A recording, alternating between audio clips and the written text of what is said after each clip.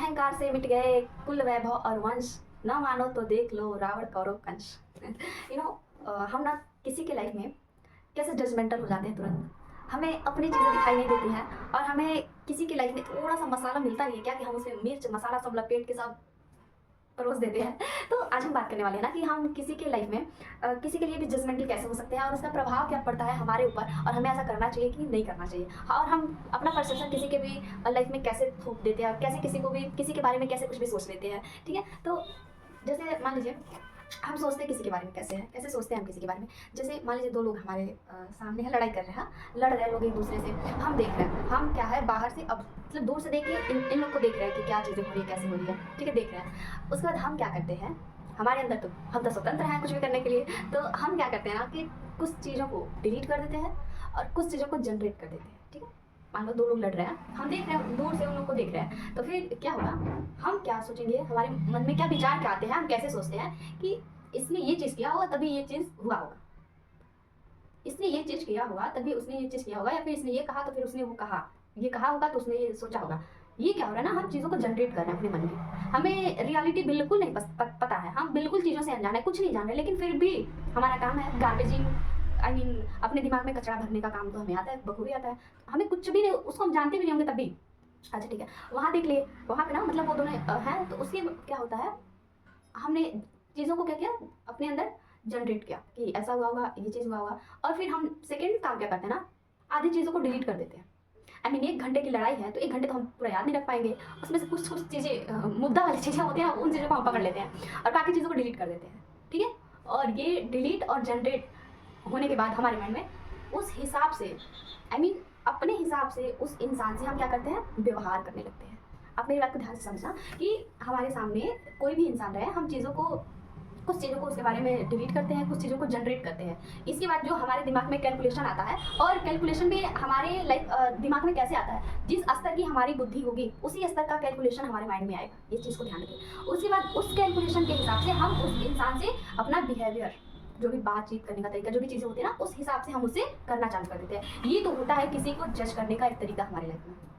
अब बताओ एक तरीका कितना सही है कि हम फर्स्ट टाइम किसी से मिले तो हमारे लाइफ में ना, हिंदी में हमने पढ़ा है 11 रस होते हैं। ठीक है, शोक रस, करुण रस, हास्य रस, विभत्स रस एंड वात्सल्य रस, बहुत सारे रस हैं। तो अगर हम किसी इंसान से मिल रहे हैं तो यही 11 रसों में से ही तो कोई ना कोई रस उसमें उत्पन्न हुआ। हंस रहा है तो हास्य रस हो गया, बहुत दुखी है कोई वो है तो शोक रस हो गया, हास्य रस हो सकता है, करुण रस में हो सकता है इंसान। तो उस इंसान को उस स्थिति परिस्थिति में देख करके हम अपने दिमाग में कैलकुलेशन करके उसके लाइफ को कैसे हम कैलकुलेट कर सकते हैं और कैसे हम उसके बारे में कोई परसेप्शन निकाल सकते हैं। हाँ, ये चीज़ें कितनी गहरी बात है कि हम किसी को देख के क्या तुरंत जजमेंटल हो जाते हैं। तो ये चीज़ें ना हमें लाइफ में बहुत अच्छी चीज़ है कि किसी के लिए सब लोग स्वतंत्र है ना अपने लाइफ में, तो हमें ना किसी से कोई लेना देना नहीं है। हम बार बार ये चीज़ कहते हैं कि हमें ना बस और बस हमें हमारे ऊपर काम करना है, हमें किसी के ऊपर कोई ध्यान नहीं देना है, कुछ नहीं कुछ नहीं कुछ नहीं, जितना भी काम करना है, जितना वर्क करना है ना, अपने ऊपर काम करना है।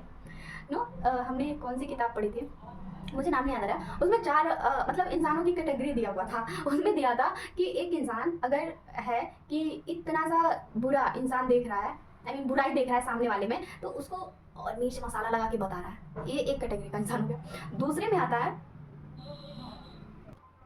और दूसरी कैटेगरी में क्या आते हैं, कौन से इंसान आते हैं कि थोड़ा सा अवगुण भी है ना, तो उसको थोड़ा सा मतलब उस पर कोई प्रतिक्रिया नहीं करता, चलो ठीक है तो है, नहीं है तो है, उसको ध्यान उसको वो कर देता है, उस पर ध्यान ही नहीं देता है। तीसरी कैटेगरी का इंसान है कि थोड़ा सा अवगुण है सामने वाले के अंदर, तो उसके साथ ना काम करके चीज़ों को थोड़ा सा और सुधार कर देता है, या फिर थोड़े से अवगुण है तो उनमें थोड़ी सी पॉजिटिविटी या चीज़ों को मिक्स करके उसको थोड़ा सा इन्हांस कर देता है। ठीक है, फिर उसको मतलब अपने अकॉर्डिंग, मतलब देखिए हम बता रहे हैं कि जैसी आपकी मेंटेलिटी होगी ना, सामने वाला आपको वैसा ही नजर आएगा। चौथी कैटेगरी के लोग आते हैं क्या कि आपके अंदर जितनी कमियां ना, उस पर उनका ध्यान ही नहीं जाएगा, नजर ही नहीं जाएगा, और जितनी आपके अंदर पॉजिटिविटी है, गुण है, देखिए इंसान के अंदर अच्छे गुण भी हैं, बुरे गुण भी हैं, सबके इंसान के अंदर के ही ये गुण हैं। तो ऐसा नहीं हो सकता कि इंसान बुरा है तो बस बुरा ही है, उसके अंदर कुछ ना कुछ क्वालिटी वाली चीज़ें तो ज़रूर होती है, या फिर इंसान अच्छा है तो बहुत अच्छा ही होगा, उसके अंदर कोई बहुत ऐसी चीज़ नहीं होगी, ज़रूर होगी। तो चौथे प्रकार का इंसान ना आता है कि अगर आपके अंदर ना आपकी बुराइयों पे उसकी नज़र ही नहीं जाने वाली है और आपकी इतनी सी भी अच्छाई है तो उसको खूब बढ़ा चढ़ा के बताने वाला है। हाँ क्या भैया, इस कैटेगरी में कौन इंसान है आज के टाइम में कि मतलब छोटी सी भी अच्छाई को खूब सारा करके बताए, हमारी जो भी कमियां हैं उस पर उसकी नज़र ही नहीं जाए। अगर कितना अच्छा होता सब लोग ऐसे हो जाए तो आपको समझ आ गए कि आज से आप डिसाइड कर लीजिए कि आपको कौन सा कैटेगरी वाला इंसान बनना है। ज़िंदगी कितनी खूबसूरत है, इसको खुल के जीना सीखिए और अपनी चीज़ों के साथ में अपनी मेंटेलिटी को ऊंचा बनाइए। जितना आपका चेतना का स्तर ऊंचा होगा ना, उतनी ही खूबसूरत आपकी दुनिया होगी, रियली। तो आज के लिए बस इतना ही कि किसी के बारे में ना हमें कोई परसेप्शन नहीं निकालना है अपने अकॉर्डिंग कि ये हम क्यों अपना टाइम और एनर्जी वेस्ट कर रहे हैं भैया फालतू जगह पे। हमें अपनी लाइफ से फुर्सत मिले तब तो हम कहीं ताका झाके करें। हमें अपने से ही इतना सारा काम है, इतना सारा वर्क है कि हमें अपने आप से फुर्सत मिले तब तो कहीं इधर उधर देखें कुछ। किसी की लाइफ में किसके पास इतना टाइम है आज के टाइम में कि किसी की लाइफ में इस तरह से इंटरफेयर कर सकता है। तो आप अपनी लाइफ में ध्यान दीजिए, अपने आप पे काम कीजिए, अपनी ज़िंदगी में खुश रहिए। बस यही ज़िंदगी है। तो आपको समझ आ गया होगा। Okay, thank you.